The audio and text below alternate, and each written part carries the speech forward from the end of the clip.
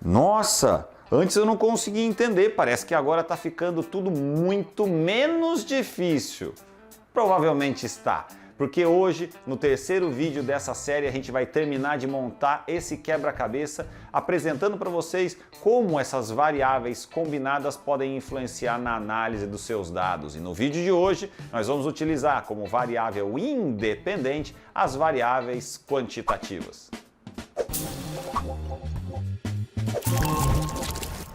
Seja muito bem-vindo, você está aqui no canal Pesquise, meu nome é Heitor Marques Honório e esse é o terceiro e último vídeo da série que mostra como as variáveis combinadas podem influenciar na análise dos seus dados. E hoje é o dia da variável independente numérica ou quantitativa, que assim como as variáveis apresentadas nos dois primeiros vídeos, também pode se combinar com todas as demais. E a primeira situação possível, a primeira combinação possível, é a combinação da variável independente quantitativa com a dependente qualitativa nominal. E nesse caso, nós faríamos como método de análise uma análise de regressão logística.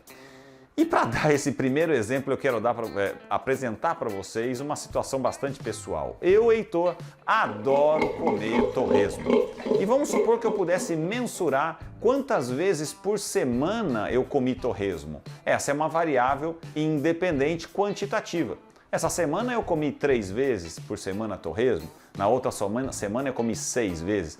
Mas eu tenho que confessar a vocês que toda vez que eu como torresmo, por mais que comer torresmo me traga muita satisfação, né?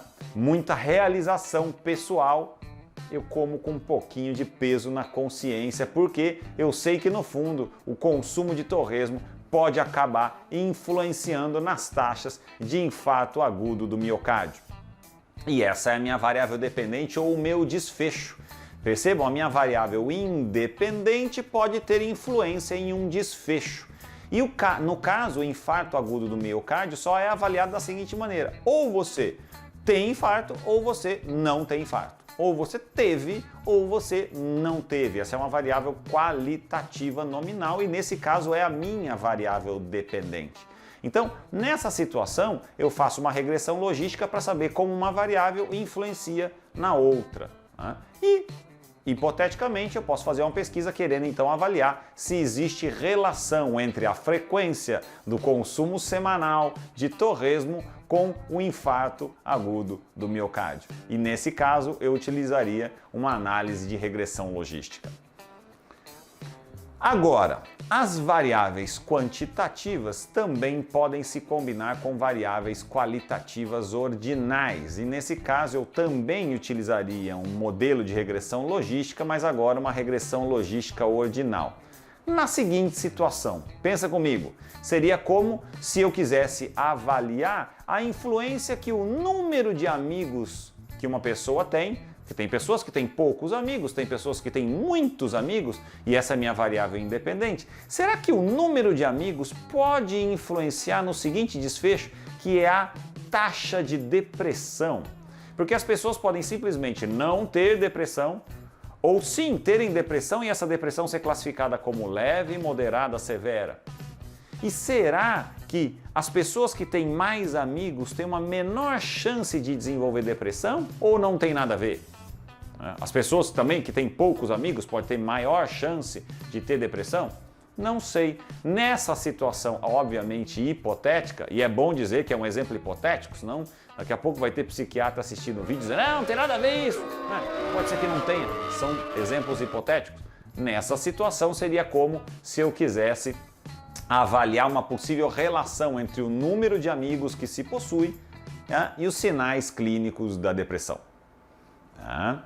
E agora, para acabar, por fim, eu tenho uma última combinação. Percebam, terminamos de montar nosso quebra-cabeça, mas é a combinação da variável independente quantitativa com uma variável dependente também quantitativa, ou seja, ela com ela mesma. E nesse caso eu posso realizar simplesmente uma análise de correlação para saber se essas variáveis estão relacionadas entre si, e nesse caso eu posso utilizar uma correlação paramétrica que é o teste de correlação de Pearson, que é utilizado quando você tem dois parâmetros que obedecem aos dados de normalidade, ou os parâmetros de normalidade. Ou eu posso utilizar um modelo de regressão linear simples para avaliar o quanto uma variável independente impacta ou influencia no seu desfecho, né? Então vamos lá, nessa situação seria como se eu pensasse no seguinte cenário: eu tenho indivíduos, alguns obesos, outros nem tanto, mas independente da classificação deles, eu vou medir o seu diâmetro abdominal. Eu pego uma fita métrica e vou medir o diâmetro abdominal desses indivíduos, e esse valor ele é mensurado em centímetros. Alguns têm o diâmetro abdominal de 60 centímetros, 80, 1 metro, 40, enfim, não importa, cada um tem o seu diâmetro abdominal. Essa é uma variável independente, portanto, numérica. E essa variável independente pode impactar ou pode influenciar no seguinte desfecho, que são as taxas de colesterol. Supostamente ou teoricamente, nós temos uma tendência a acreditar que quanto maior é o diâmetro abdominal de um indivíduo, maiores vão ser as suas taxas de colesterol, LDL ou HDL, que também são variáveis quantitativas. Por quê? Para você mensurar suas taxas de LDL e HDL, você tem que ir no laboratório, fazer um exame de sangue, e o laboratório vai te dar esse resultado por meio de valores numéricos ou quantitativos, que podem ser influenciados pelo seu diâmetro abdominal. Ou não. Isso só quem vai me dizer, é uma possível pesquisa para avaliar isso aí. Então, nessa situação, seria como se eu quisesse avaliar ou saber se existe relação entre o diâmetro abdominal e as taxas de colesterol. Nesse caso, eu poderia então fazer simplesmente uma correlação paramétrica pelo teste de correlação de Pearson ou uma análise de regressão linear simples. Muito bem, meu amigo, veja que coisa linda aqui o nosso quebra-cabeça montado com todas as combinações de variáveis possíveis. E obviamente que com esses 3 vídeos eu não tenho a pretensão ou a ilusão de que você decore essas combinações, mas esses vídeos eles têm o intuito de te mostrar que o processo não vai necessariamente ser fácil, mas o que eu quero é que você saiba que elas existem. E sempre que você tiver pareamento de variáveis em análises bivariadas, como é o caso dessa situação, elas sempre vão se combinar, resultando em um tipo ou um método de análise de dados diferente. Então, sempre que você estiver diante de uma pesquisa, pare e pense primeiro que papéis as suas variáveis estão exercendo, antes de mais nada, se são variáveis dependentes ou independentes. E depois disso, quais são essas variáveis dependentes ou independentes? Qualitativas nominais, ordinais ou quantitativas, e a partir daí você já vai conseguir decifrar melhor na sua cabeça que tipo de operação estatística vai ser utilizada para análise dos seus dados.